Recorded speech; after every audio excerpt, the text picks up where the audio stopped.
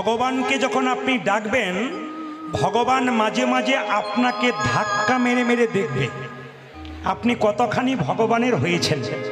এইদিকে মায়েরা, আপনি সোনার বালা দোকানে বিক্রি করতে যাবেন, স্বর্ণকার পরীক্ষা করে দেখবে এর মধ্যে কতটা খাদ আছে, কতটা সোনা আছে। আপনি যখন ভগবানকে ডাকবেন তখন দেখবেন আপনার ঘর ফুটে জল পড়ছে, তখন দেখবেন আপনার বুকে ব্যথা হয়েছে, নইলে শরীর খারাপ হয়েছে, নইলে বাড়িতে কোনো অশান্তি হচ্ছে। অনেকে দেখবেন পাগলামি করে বলে আর ভগবানকে ডাকবো না, কিন্তু ভগবান পরীক্ষা করে দেখে এ যে আমাকে ডাকলো, একে আমি ধাক্কা মেরে দেখলাম এ কতখানি আমার, তাই দেখব। তবে মায়েরা বাবারা শুনে নিন, যারা কৃষ্ণ ভক্ত হয়েছেন তাদের জন্য বলে রাখি, হরিনাম করলে মাঝে মাঝে কষ্ট পাবেন, কিন্তু সরে যাবেন না। কষ্ট পেলেও ভগবানকে ডাকবেন কেন? আমাকে অনেকে প্রশ্ন করে, প্রদীপ বাবু কত মস্তান রাস্তা দিয়ে পেরিয়ে যাচ্ছে, বুক ঠুকে ঘুরে বেড়াচ্ছে, বুক ফুলিয়ে ঘুরে বেড়াচ্ছে, এদের কোনো রোগ নাই, জ্বালা নাই, লোক ঠকাচ্ছে, মারছে, ধরছে, এদের কিছু হচ্ছে না, যারা কৃষ্ণ ভক্ত তাদের এত কষ্ট হয় কেন? আমি তাদেরকে একটা উত্তরেই শেষ, কি ভগবান মানুষের জন্মের পর দুটো করে কলসি দিয়েছে, একটা পাপের কলসি, একটা পুণ্যের কলসি। যে মস্তানি করছে, লোক ঠকাচ্ছে, ওর পাপের কলসিটা এখনো পূর্ণ হয় নাই। পূর্ণ হয়ে গেলে ভিখারির মতো রাস্তায় তাকে ঘুরে বেড়াতে হবে। আর আপনি যে কীর্তন করছেন, হরিনাম করছেন, আপনার পুণ্যের কলসিটা এখনো পূর্ণ হয় নাই। যখনই পূর্ণ হয়ে যাবে, পরমানন্দ গোবিন্দের চরণ লাভ করে আনন্দময় জীবন যাপন করুন। এইবার সবাই লক্ষ্য করুন, দু ভাই দাঁড়িয়ে আছে, তাকাবেন, দু ভাই দাঁড়িয়ে আছে। শ্রীবাস বলল, প্রভু মুকুন্দ আর নরহরি দাঁড়িয়ে আছে, কি বলবো বলুন, দুজন আশীর্বাদ পাবার জন্য এসছে। শ্রীবাসকে মহাপ্রভু বলল, শোনো শ্রীবাস, বলে দাও ওদের মধ্যে যে ছোট ভাই সে আমার সঙ্গে সারা জীবন কীর্তন করবে, আমার সঙ্গে থাকবে। আর যে বড় ভাই তাকে বলে দাও সে আমার 100 জন্ম কৃপা পাবে না। ও মায়েরা, শ্রীবাস এসে বলল, তোমাদের মধ্যে ছোট ভাইকে? আমি গো। কি নাম? আমার নাম নরহরি। তোমার জন্য প্রভু বলেছে তুমি সারা জীবন প্রভুর সঙ্গে থাকবে, হরিনাম করবে। বড় ভাই বলল, আমার জন্য কি বলেছে? তোমার জন্য প্রভু বলেছে তুমি 100 জন্ম কৃপা পাবে না, তুমি 100 জন্ম কৃপা পাবে না, তুমি 100 জন্ম গৌরী কৃপা পাবে না, 100 জন্ম গৌরী কৃপা পাবে না। যদি আপনাকে কথা কেউ বলে 100 জন্ম কৃপা পাবে না, মন খারাপ হয়ে যায় না? কিন্তু মুকুন্দ সরকার যখনই শুনলো শ্রীবাসের কাছ থেকে 100 জন্ম গৌর কৃপা পাবে না, তখন নাচতে শুরু করেছে, জয় গৌর। শ্রীবাস মনে মনে ভাবছে লোকটার মাথা খারাপ হয়ে গেল, 100 জন্ম কৃপা পাবে না বলে নাচতে শুরু করেছে পাগলের মতো। শ্রীবাস জিজ্ঞেস করছে, তোমাকে যে বললো 100 জন্ম কৃপা পাবে না, তুমি গৌর গৌর বলে নাচতে শুরু করেছো, আমি হলে তো বিষ খেয়ে আত্মহত্যা করতাম। শ্রীবাস বলছে, মুকুন্দ বলছে, শোনো শোনো শ্রীবাস, প্রভু যদি বলতো কোনো জন্মে সঙ্গ পাবে না, কোনো জন্মে সঙ্গ পাবে না, তাহলে না হয় আমি বিষ খেয়ে আত্মহত্যা করে দিতাম, না হলে আমি বেশি খেয়ে আত্মহত্যা করে দিতাম। প্রভু বলেছে 100 জন্ম কৃপা পাবো না, কৃপা পাবো না, 100 জন্ম না হয় গৌর গৌর বলে কেঁদে বেড়াবো, আমি কেঁদে বেড়াবো। যখন 100 জন্ম পেরিয়ে যাবে, 101 জন্মে প্রভুর আমি 101 জন্মে প্রভু সঙ্গ পাবো, 1 জন্মে প্রভুর সঙ্গ পাবো, তুই 1 জন্মে প্রভু সঙ্গ পাবো, 100 জন্ম কেঁদে বেড়াবো, 1 জন্মে প্রভুর সঙ্গ পাবো, আমি 100 জন্ম কেঁদে বেড়াবো, 101 জন্মে প্রভুর সঙ্গ পাবো, আমি 100 জন্মকে দেবে, 101 জন্মে প্রভু সঙ্গ পাবো, 100 জন্মকে দেবে, 101 জন্মে প্রভু সঙ্গ পাবো, 1 জন্মে প্রভু সঙ্গ পাবো। বাবা 3 ঘন্টার কীর্তন শুনতে সে কতজনের হাঁটু ব্যথা হয়, কতজনের কোমর ব্যথা হয়, ধৈর্যচ্যুত হয়। এরা বসে বসে আজকে শিখে নিক।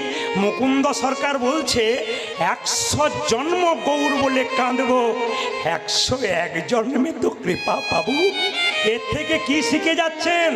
শুধু কীর্তন শুনলে হবে না, শিখে যেতে হবে। কি শিখছেন? কেউ যদি ধৈর্য ধরে ভগবানকে ডাকতে পারে, নাম শুনতে পারে, তার জীবনে লাভ হয়। রামকৃষ্ণদেব বলেছেন, ধৈর্য যার ভগবান তার, ধৈর্য যার নাই ভগবান তার নাই। মায়েরা বাড়িতে সবজি কাটবেন, চঞ্চল হয়ে গেলে আঙুল কেটে যাবে।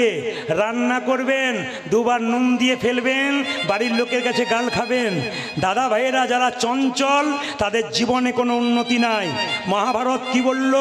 যারা চঞ্চল তারা দুর্যোধনের লাইনের লোক, আর যারা স্থির তারা যুধিষ্ঠির মহারাজের দলের লোক। আজকে হরিবাসরে দেখতে পাচ্ছি আপনারা সকাল থেকে বসে আছেন, প্রত্যেকে কিন্তু যুধিষ্ঠির মহারাজের মানুষ। কারণ আপনারা যদি স্থির না হতে পারেন, এরকম করে কীর্তন শুনছেন, গৌর গোবিন্দের কৃপা তো আপনাদের আগে হয়ে যাবে। বাবা, ভক্ত যদি চোখের জলে কাঁদে, ভগবান সহ্য করতে পারে না। তাড়াতাড়ি শিবাসকে ডেকে বলল, শিবাস তুমি কাঁদছো কেন? প্রভু, আমার ভাইকে তুমি কৃপা করলে, আমাকে করলে না। কি দোষ করেছিলাম প্রভু? আমার ভাই তোমার সঙ্গে কীর্তন করবে, আমি অপরাধ করেছি নাকি? মহাপ্রভু শিবাসকে বলল, তোমার মাথায় হাত দিয়ে আশীর্বাদ করে জগতের সবাইকে জানিয়ে দিলাম, শোনো শ্রীবাস, তোমরা শোনো মুকুন্দ, তোমরা দু ভাই মিলে যদি হরিনাম করতে চলে আসো, বাড়ির সব না খেয়ে মরবে, কাল থেকে আর হরিনাম করবে না। তোমার ভাইকে আমার সঙ্গে রাখলাম, তোমাকে পাঠিয়ে দিলাম। তবে শোনো মুকুন্দ, কি বনের মধ্যে বড় বড় গাছ থাকলে যেমন ছোট ছোট গাছগুলোকে ঝড়ঝঞ্ঝা থেকে রক্ষা করে, এ সংসারে যারা বড় ভাই বড় বউ হয়, তাদের দায়িত্ব সংসারে সবচাইতে বেশি হয়। অগো মুকুন্দ, এই দেখো শোনো, তোমার মাথায় হাত দিয়ে আশীর্বাদ করে দিলাম, তুমি আজ থেকে বাড়িতে গিয়ে যাকেই চিকিৎসা করবে তারই রোগ ভালো হয়ে যাবে। তবে মুকুন্দ, তুমি বাড়ি ফিরে যাও, একটা গোপীনাথের মন্দির তৈরি করো, জীবের দ্বারে হরিনাম দাও, আর গরিবের চিকিৎসা করো। দেখো বাবু, কারো কাছে এক পয়সা নিও না, আমি তোমার মাথায় হাত দিয়ে আশীর্বাদ করলাম, কাল থেকে যাকেই চিকিৎসা করবে তারই রোগ ভালো হয়ে যাবে। মুকুন্দ, ফিরে যাও, ফিরে যাও, ফিরে যাও, ফিরে যাও, খণ্ডে ফিরে যাও, ফিরে যাও, ফিরে যাও, শিখণ্ডে ফিরে যাও, ফিরে যাও, ফিরে যাও, খণ্ডে ফিরে যাও। আজ ফিরে যাও, ফিরে যাও, শিখণ্ডে ফিরে যাও।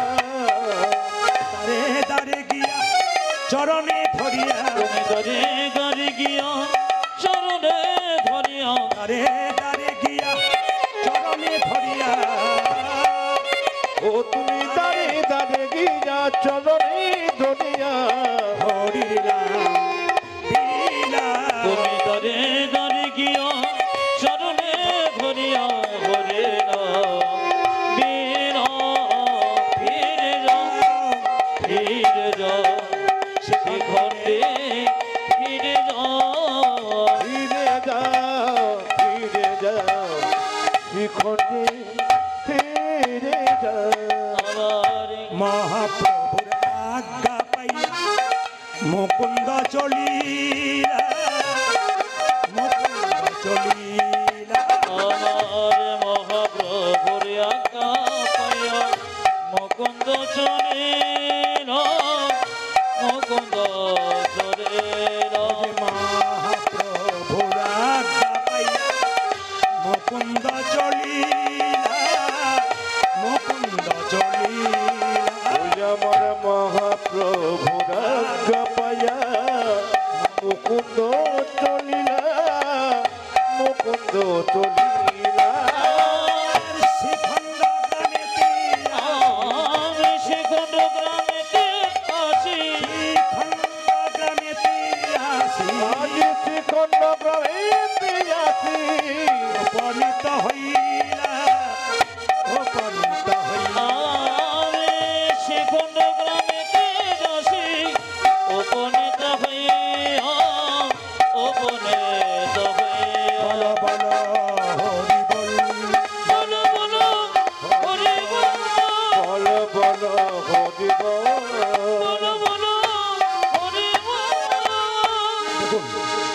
কীর্তনের ফাঁকে ফাঁকে কত সুন্দর শিক্ষা আছে, বাস্তব শিক্ষা। তাকাবেন আমার দিকে। মুকুন্দ সরকার বাড়ি ফিরে এলো, মন্দির তৈরি করে দিল। আপনারা যারা কীর্তন শুনে বাড়ি যাবেন তাদের কাছে নিবেদন রইল, যারা নতুন বাড়ি তৈরি করবেন, মন্দির করবেন, তাদের জন্য একটা সুন্দর কথা বলে যাই। আমার কথা নয়, এই কথাটি হচ্ছে খনামা, খনার বচন।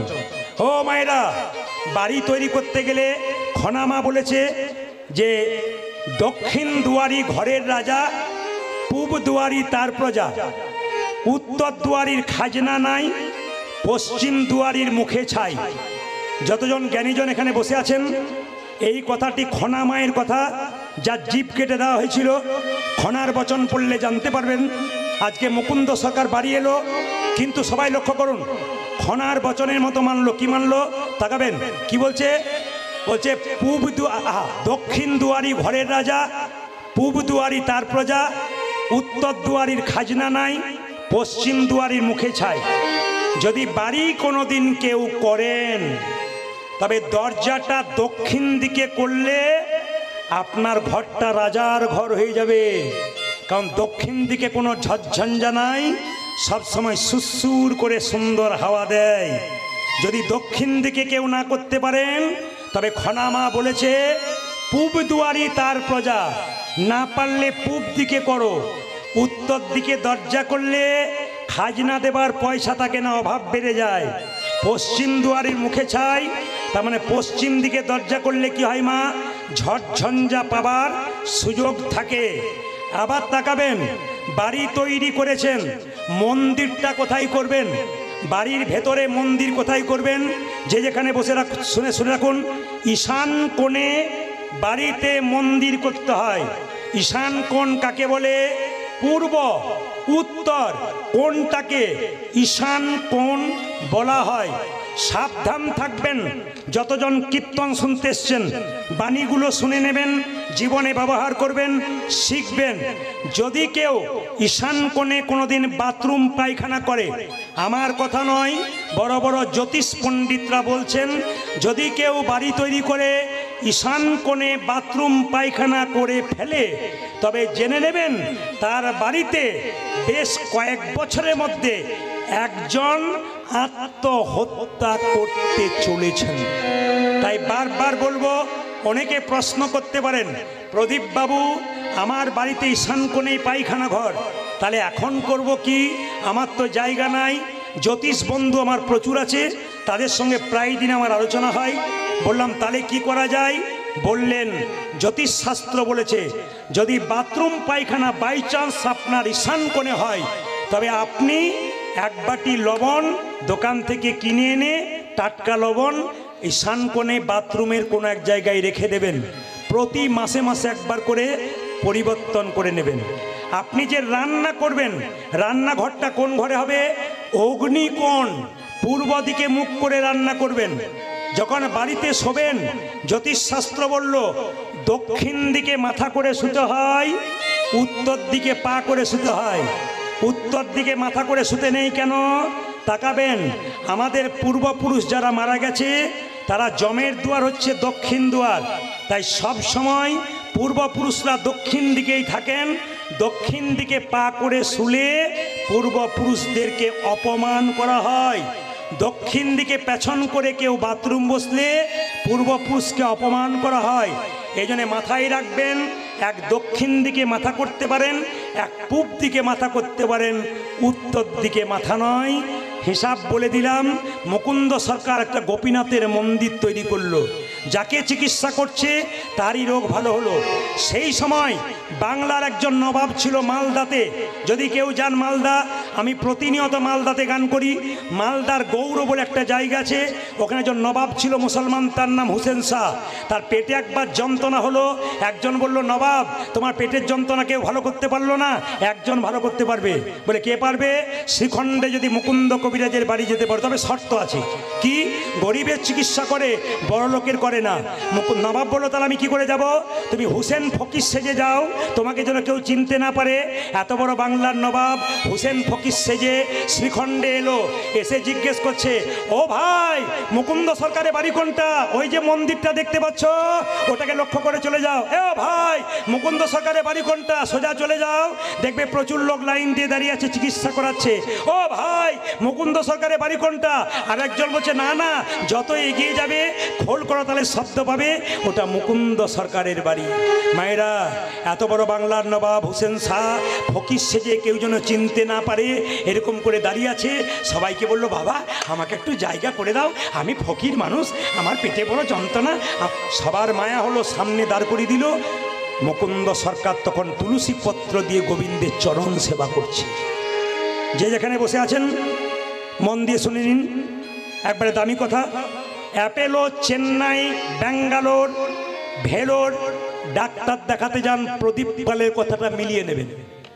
ডাক্তারবাবু টেবিলের দিকে তাকাবেন, কৃষ্ণের ছবি।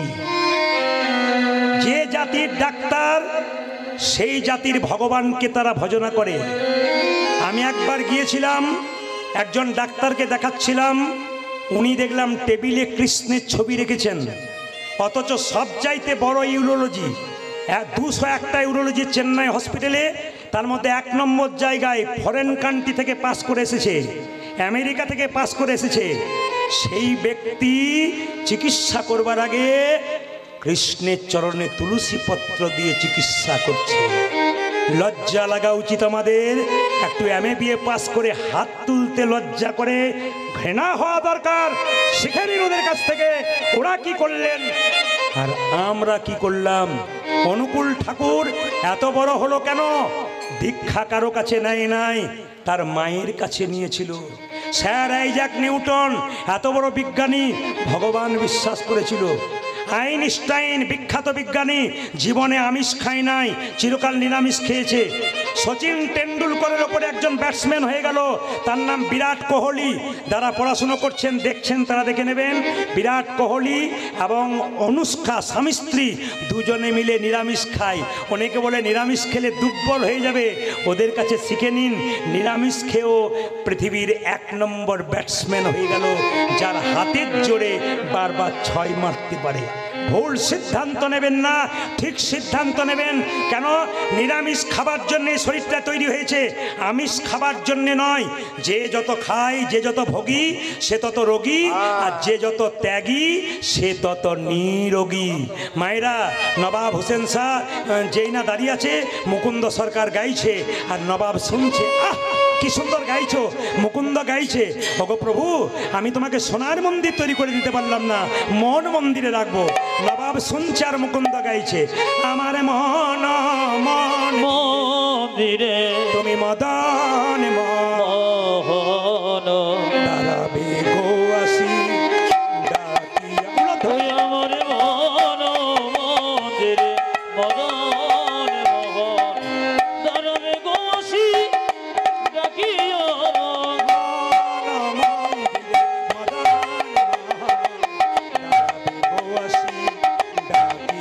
ওই আমার মন মন্দিরে মদন মোহন দাঁড়াবে গুয়াতি ডাকিয়া।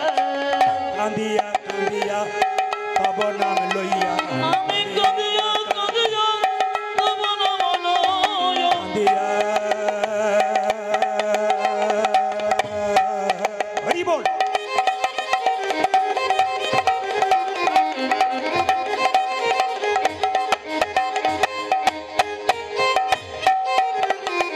হে প্রাণরা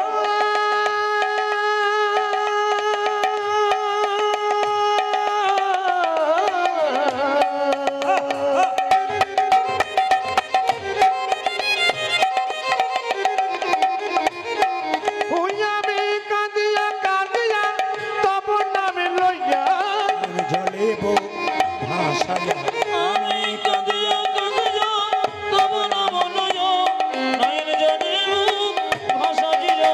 আমার মন মন্দিরে মদন মোহন দাঁড়াবে গো আসি ডাকিয়া। তুই আমার মন মন্দিরে মদন মোহন দাঁড়াবে গো আসি ডাকিয়া।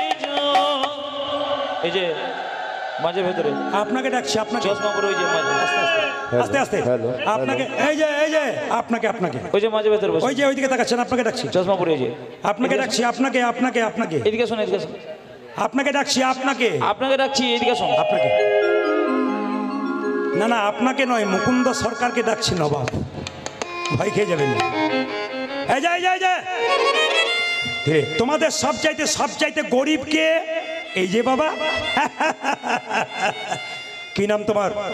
আমার নাম হোসেন ফকির। বাহ, এখানে জাতির কোনো বিচার নাই। কই দেখি দেখি দেখি দেখি দেখি দেখি দেখি জামাটা খুলে ফেলো তো। নবাব মনে মনে ভাবছে আমি তো ছদ্মবেশে এসেছি ফকিরের সাজে, তুমি আমায় চিনতে পারছো না, জামা খুলতে বলছো। যদি খুলে দিই আর যদি আমার রোগ ভালো না হয় তাহলে দেখবে তোমার কেমন হয়। এই যে কি ভাবছো, হাজার লোক লাইন দিয়ে দাঁড়িয়েছে। আরে জামাটা যে না ভয়ে জামাটা খুলেছে নবাব, মাটির বারান্দাতে গড়াগড়ি দাও। নবাব মনে মনে ভাবছে কালের কাল বর্ষাকাল, হরিণে চারটে বাঘের গাল, নেহাত বেকায়দায় পড়েছি।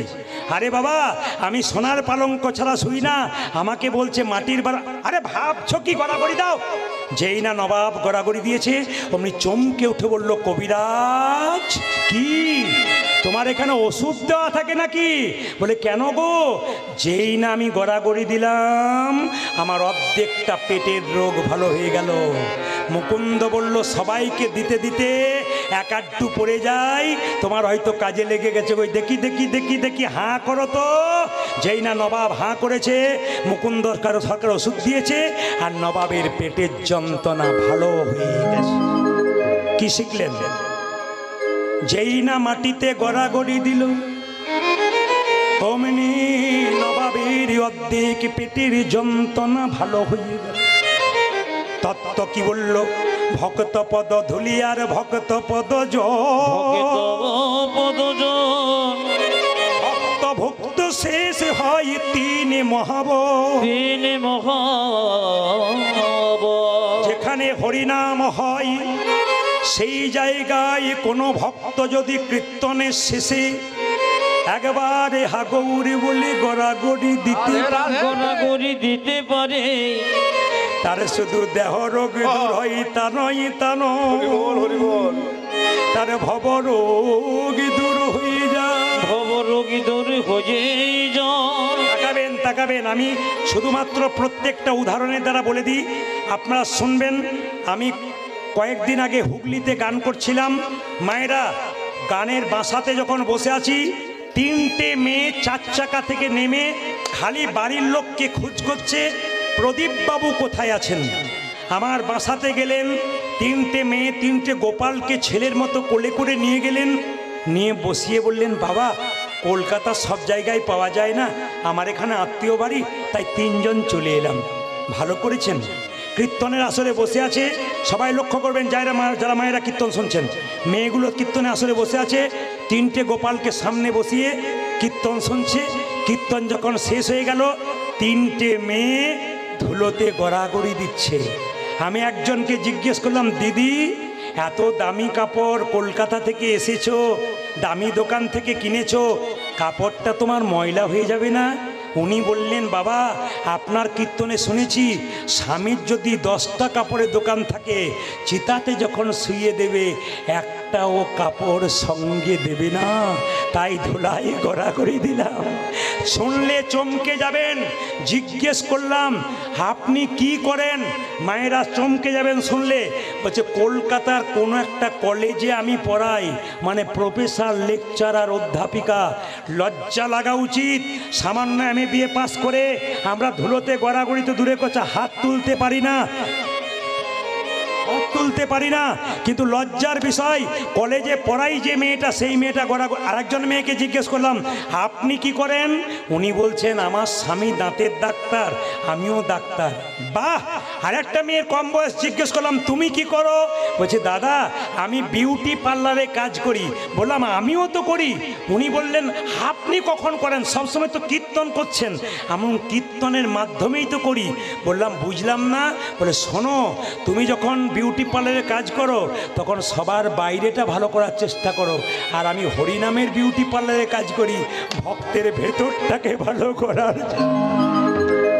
এই হচ্ছে হচ্ছে বিউটি পার্লারের কাজ, যেখানে ভালো ভালো কথা বলে, কথা এমন বলতে হবে রাস্তা দিয়ে ছুটে বেড়াবে পকেটে পকেটে, হৃদয় মন্দিরে কেন ওই কথা আপনি নেবেন, জীবন আপনার সুন্দর করবেন, তবে আপনার কৃষ্ণ নাম শোনা সার্থক হয়ে যাবে।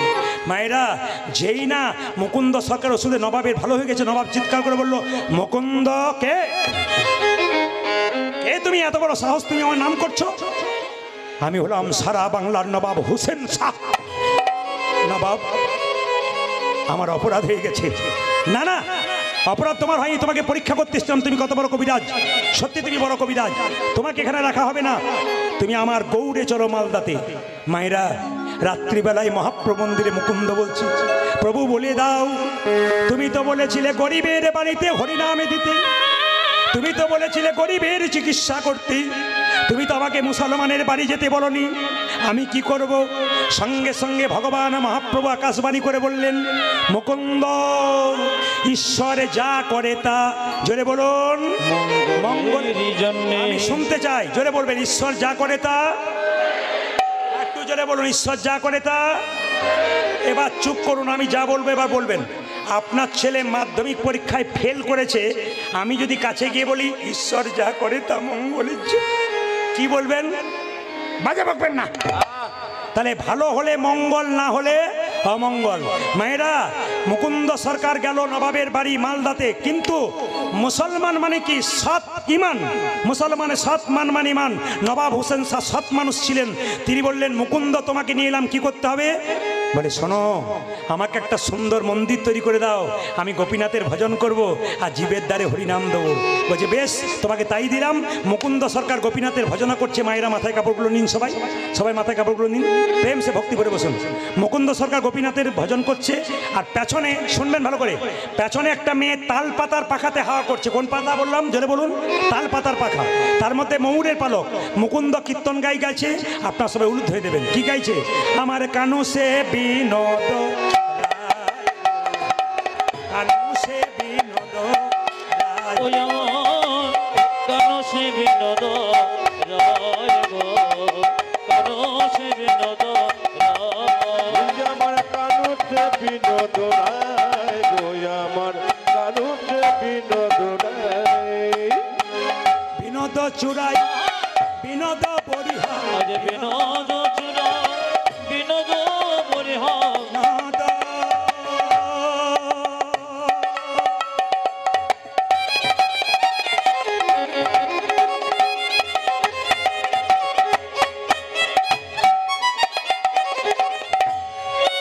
ও সেই বিনোদ চূড়া, বিনোদ বরিহা।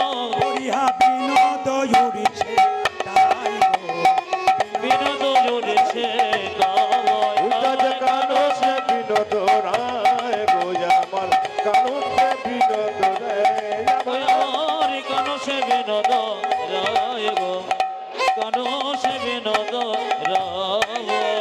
বিনোদ ললাটে, বিনোদ তিলক, বিনোদ বিনোদ সাজে, আমার বিনোদ ললটে, বিনোদ তিলক, বিনোদ বিনোদ সজে। বিনোদ ললাটে, বিনোদ তিলক, বিনোদ বিনোদ সাজে। উদাজ বিনোদ ললাটে, বিনোদ তিলক, বিনোদ বিনোদ সাজে।